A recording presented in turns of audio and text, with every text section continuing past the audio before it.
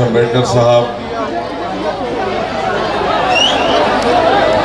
बहुजन वंचित अकाली के तमाम जिम्मेदारान, MIM party के जिम्मेदार,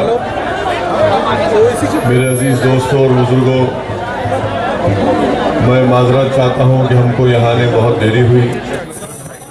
हमारी गलती नहीं थी, वो एयर ट्रैफिक कंट्रोल वाले उनके प्राइम मिनिस्टर की वजह से हमको यहाँ पर आने में देरी हुई।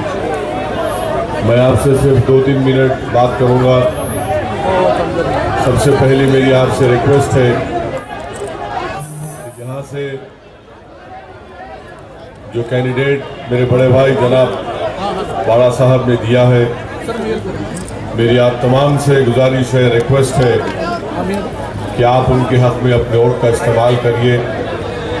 एक बेहतरीन हिस्टोरिकल मौका आपके पास आया है कि हम नागपुर से एक ऐसे उम्मीदवार को, ऐसे कैंडिडेट को कामयाब करें जो बाबा साहिब अम्बेडकर के ख्वाबों को पूरा कर सकता है।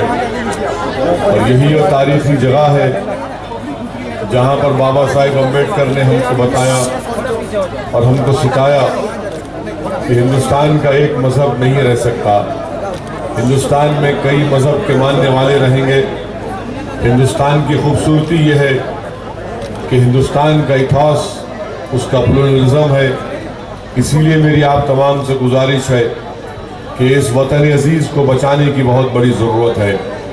आज हम देख रहे हैं कि कैसे हिंदुस्तान के वज़ीर आज़म प्राइम मिनिस्टर मोदी किस तरह की ज़बान का इस्तेमाल कर रहे हैं। मैं रास्ते में आ रहा था तो किसी ने मुझे उनकी उस तकरीर का वीडियो क्लिप भिजाया जिसमें एक प्राइम मिनिस्टर होते हुए वो हिंदू मुसलमान की भाषा में बात कर रहे हैं। अपने आप को चौकीदार कहने वाले अपनी नौकरी बचाने के लिए, अपनी चौकीदारी बचाने के लिए आप पूरे देश में हिंदू और मुसलमानों के दरमियान में नफरत पैदा कर रहे हैं। यकीनन मुझे उम्मीद थी कि मोदी इस तरह की ज़बान इस्तेमाल करेंगे, क्योंकि नरेंद्र मोदी 5 साल से मुल्क के वज़ीर आज़म है, मगर अभी भी वो गुजरात के चीफ मिनिस्टर नजर आते। वो चीफ मिनिस्टर जिसके नाक के नीचे इंसानों का खात्मा हुआ, जिसने अपनी कॉन्स्टिट्यूशनल ड्यूटी को डिस्चार्ज करने में नाकाम साबित हुआ।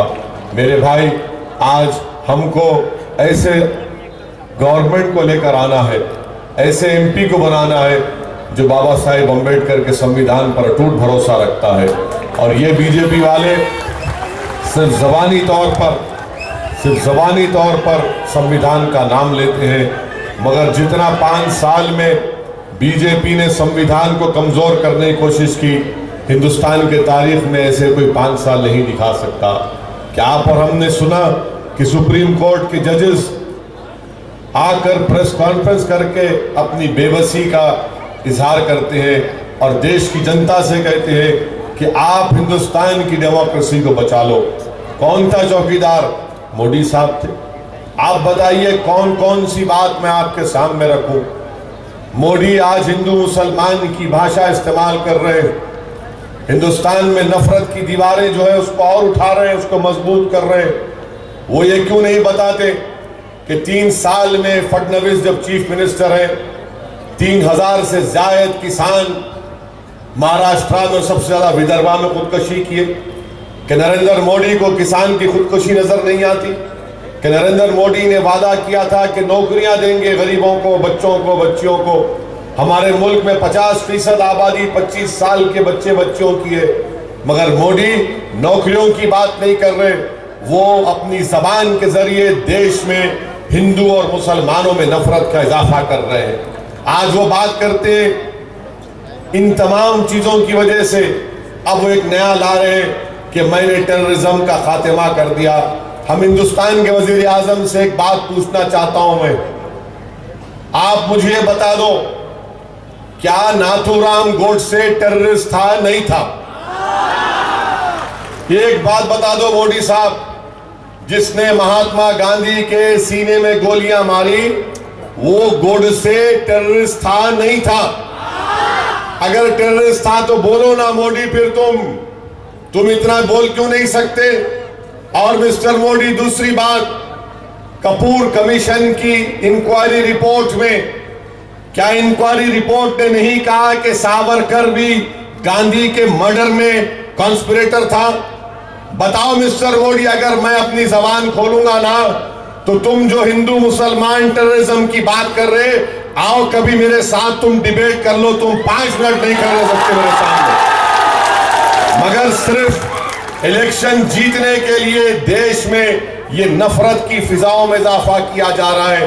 मैं आपसे कह रहा हूं कि कांग्रेस में दमखम नहीं है, शरद पवार साहिब में दमखम नहीं है, उनमें इतना दमखम है कि अपने अजीत पवार को बचा सकते खाली। इसीलिए मैं आपसे अर्ज कर रहा हूं कि आज हमारे पास हमारे बड़े भाई जनाब प्रकाश अंबेडकर साहब है। मैं आपसे अपील कर रहा हूं, जो बाबा साहिब अंबेडकर के चाहने वाले हैं, अगर आप बाबा साहिब अंबेडकर को चाहते हैं तो हम प्रकाश अंबेडकर साहब को मजबूत करो, इनको पार्लियामेंट को भिजाओ। आप, हिंदुस्तान की पार्लियामेंट तड़प रही है बाबा साहिब के लिए, हिंदुस्तान की पार्लियामेंट की दरो दीवारें चाहती हैं कि प्रकाश अंबेडकर लोकसभा में इज्जत के साथ जाकर उन तमाम ताकतों से हमारे हक के लिए लड़े। इसीलिए बस यही मुझे आपसे गुजारिश करना था, निकलिए, अपने के वोट का इस्तेमाल करिए और याद रखिए, बाबा साहिब अंबेडकर की आइडियोलॉजी हिंदुस्तान को बचा सकती है, हिंदुस्तान को मजबूत कर सकती है। मोदी की आइडियोलॉजी हिंदुस्तान को खानों में बांटना चाहती है, तो जो जोड़ना चाहता है वो आपके सामने बैठा है, उनका साथ दीजिए। शुक्रिया, थैंक यू।